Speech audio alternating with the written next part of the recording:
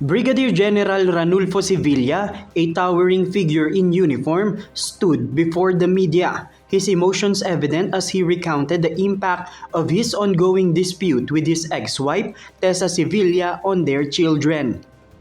Hindi ko pa alam anong magiging epekto nito sa mga dalawa ko pang maliliit na anak. Pero nakikita ko na sa dalawa kong malalaking mga anak ang naging epekto.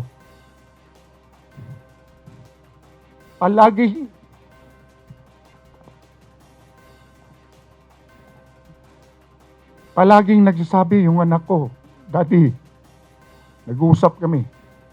Daddy, tumayo ka lang. Kaya ito ako ngayon, lalaban ako bilang tatay. He revealed that he had chosen to remain silent amid the barrage of accusations hurled against him due to a court order.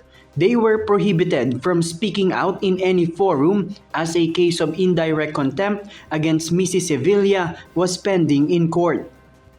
Itong court order na ito ay address sa kanya, pero dahil ako ay party to the cases that I filed, I opted to remain silent so as not to violate any rules of the court. Ito po ay nagmula sa kaso na indirect contempt na pinail namin sa kanya. At yung indirect contempt na yon ay nagmula sa kaso na ipinail ko or petition na ipinail ko na absolute declaration of nullity of marriage.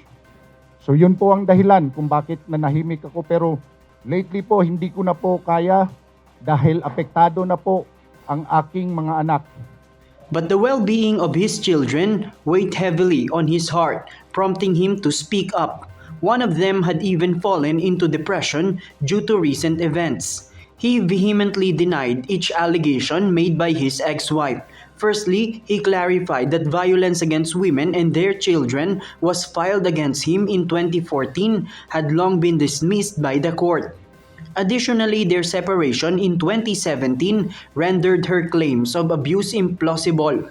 Furthermore, he was confirmed as colonel by the Commission on Appointments in 2018 without any pending abuse cases against him. He also refuted the accusation of child abuse, noting the absence of witnesses in court testimonies regarding the alleged abuse of his children. Last Tuesday po, nagsasalita yung anak ko na siya raw ay minamaltrato. Ako'y nasaktan talaga dahil ginamit ang anak ko. Pero hindi niya alam na pagkatapos magsalita ng anak ko doon sa inyo, sa media, lumapit po ang anak ko, pumunta sa akin sa holding area at umiyak, yumakap. Ito po ang video. Ito po ang video. Yumakap siya sa akin.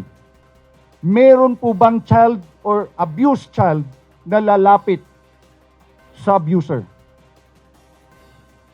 Kayo na po ang humusga tungkol dyan. Therefore, I would like to categorically deny the accusation of child abuse. Regarding claims of inaction by the Armed Forces of the Philippines or AFP on his ex-wife's complaints, General Sevilla clarified that Mrs. Sevilla herself had signed off on actions taken by the AFP, including directives preventing him from approaching their residence.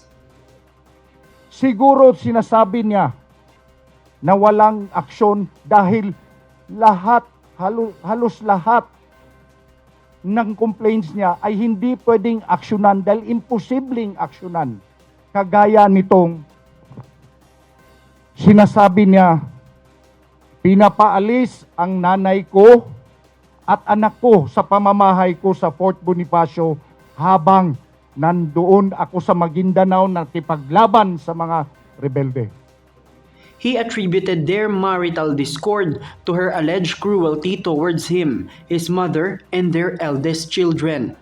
Dahil nanay ko po na 84 years old na may sakit na cancer at anak ko po na babae, pinapalayas niya sa bahay. Doon po nag-ugat ang away namin. Tuwing uuwi yung anak ko na nag-aral sa Baguio, hirap na hirap ako kung saan ko siya papatuloyin dahil ayaw niyang patuloyin sa loob ng quarters ko. Despite court-granted shared custody, he claimed she continued to deny him access to their children. While admitting to past relationships, he asserted that they occurred after filing for nullity of marriage in 2019. As for financial support, he deferred to the court's decision. The Armed Forces of the Philippines emphasized their zero-tolerance policy against abuse and assured due process for both accusers and the accused. The Armed Forces of the Philippines takes very seriously all allegations and complaints of misconduct, more so complaints involving violence against women and children. These cases are being investigated by the Office on Ethical Standards and Public Accountability o ang ating OESPA office, as well as the Office of the Provost Marshal General or the OTP-MG of the Armed Forces of the Philippines. The Gender and Development Office of the AFP also confirmed actions taken on complaints against some AFP members in the past year. Pero itong lahat ng ito ay na-actionan po ito. Meron po tayong mga na-discharge, meron po tayong na-demote, meron naman din po na amicable settlement. Kasi alam nyo, kami sa Armed Forces, mataas pa rin ang pagtingin namin na manatili ang pamilya, maging intact ang pamilya natin, ano. So, hanggat kaya natin na kaya pa ba, baka kung kailangan natin bigyan ng administrative sanction para lang matuto ang ating mga sundalo, meron yan. JP Nunez, UNTV, News and Rescue. We serve the people, we give glory to God.